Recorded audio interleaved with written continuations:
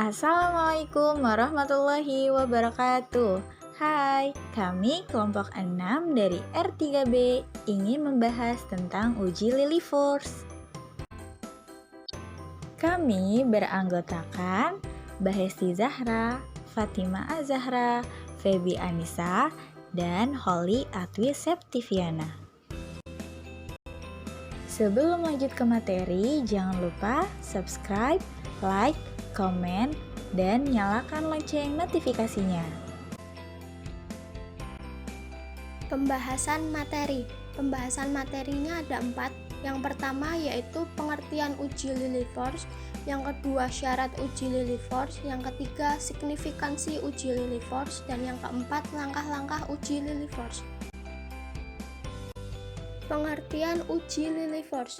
Uji normalitas dengan uji Lily Force dilakukan apabila data merupakan data tunggal atau data frekuensi tunggal, bukan data frekuensi kelompok. Metode Lily Force menggunakan data dasar yang belum diolah dalam tabel distribusi frekuensi. Data ditransformasikan dalam nilai Z untuk dapat dihitung luasan kurva normal sebagai probabilitas kumulatif normal. Probabilitas tersebut dicari bedanya dengan probabilitas kumulatif empiris, beda terbesar dibanding dengan tabel Lily Force. Dan berikut ini ada contoh tabel. Yang pertama itu ada XI, yaitu angka pada data. Yang kedua yaitu ada Z, yaitu transformasi dari angka konotasi pada distribusi normal. Yang ketiga ada Fx, yaitu probabilitas kumulatif normal, dan yang terakhir ada Sx, yaitu probabilitas kumulatif empiris. Syarat uji Lily Force. Syarat uji Lily Force ada 3. Yang pertama yaitu data berskala interval atau ratio kuantitatif. Yang kedua yaitu data tunggal atau belum dikelompokkan pada tabel distribusi frekuensi. Dan yang ketiga, dapat untuk N besar maupun N kecil. Signifikansi uji Lily Force. Signifikansi uji nilai Fx min Sx terbesar dibandingkan dengan nilai tabel Lily Force. Jika nilai Fx min Sx terbesar kurang dari nilai tabel Lily Force, maka HO diterima, HA ditolak. Jika nilai Fx min Sx terbesar lebih dari nilai tabel Lily Force, maka HO ditolak, HA diterima. Langkah uji Lily Force. Yang pertama, menentukan taraf signifikansi atau A. Misalkan pada A sama dengan 5% atau 0,05 dengan hipotesis yang akan diuji. HO yaitu data berdistribusi normal, H1 yaitu data tidak berdistribusi normal. Dengan kriteria pengujian, jika LO sama dengan L hitung kurang dari L tabel, maka HO diterima. Dan jika LO sama dengan L hitung lebih dari L tabel, maka HO ditolak. Yang kedua, A. Data pengamatan Y1, Y2, Y3 sampai dengan YN dijadikan bilangan baku Z1, Z2, Z3 sampai dengan Zn dengan menggunakan rumus SZ. ZI sama dengan dalam kurung YI per Y bar dalam tutup kurung per S, dengan Y bar dan S masing-masing merupakan rata dan simpangan baku. Untuk setiap bilangan baku ini dengan menggunakan daftar distribusi normal baku, kemudian dihitung peluangnya.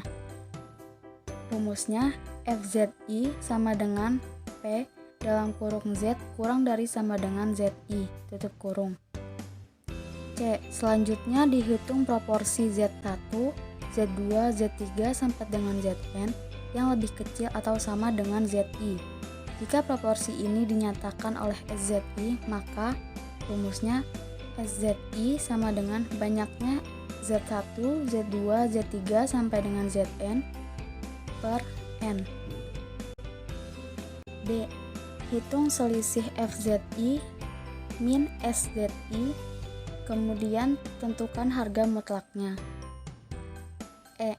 Ambil harga yang paling besar di antara harga-harga mutlak selisih tersebut sebagai LO atau L hitung. Contoh soal uji Lily Force. Berdasarkan data ujian statistik dari 18 mahasiswa, didapatkan data sebagai berikut. 46, 57, 52, 63, 70, 48, 52, 52, 54, 46, 65, 45, 68, 71, 69, 61, 68. Selidikilah dengan alfa 5%, apakah data tersebut diambil dari populasi yang berdistribusi normal? Penyelesaian rumus Lilliefors. Pertama dicari hipotesis Lilliefors. H0, populasi nilai ujian statistik berdistribusi normal. H1, populasi nilai ujian statistik tidak berdistribusi normal. Nilai krisis Lilliefors-nya 5% sama dengan 0,05. Kemudian dibuat tabel. Kolom XI diisi dengan data yang sudah diurutkan dari yang terkecil sampai yang terbesar. Kolom Z diisi dengan XI min X bar per SD. Kolom Fx, apabila Z negatif, maka Fx sama dengan 0,5 dikurangi Z tabel. Apabila Z positif, maka Fx sama dengan 0,5 ditambah Z tabel. Kolom Sx diisi dengan data ke I per N. Data pertama dibagi 18 sama dengan 0,0556.